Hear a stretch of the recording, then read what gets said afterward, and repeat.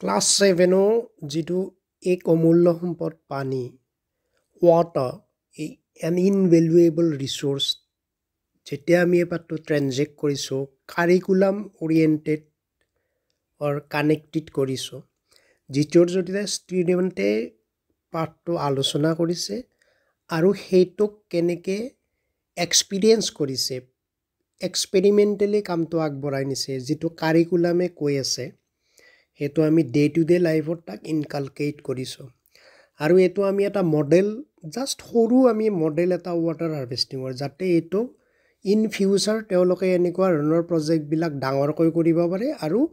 transfer two হোমতো practice কৰিব পাৰে সেইটো লক্ষ্য আগত ৰাখি জাষ্ট স্কুলত আমি এটা জাষ্ট মডেল এটা দিছোঁ যে কেনেকৈ কৰিব লাগে কিয় because water should be grounded through filtration যিমান আমি চাফা পানী ভূমিজল কৰিম সিমান আমাৰ দৈনিক জীৱনত লাভ হ'ব ৱাটাৰ চাইকেলটোত আমি গুড কণ্ট্ৰিবিউশ্যন দি আছোঁ ভেলুৱেবল কণ্ট্ৰিবিউশ্যন তো এইটোৱে ছাষ্টেইনেবিলিটি আনিব চাইক্লিংটোত থেংক ইউ ছ' মাছ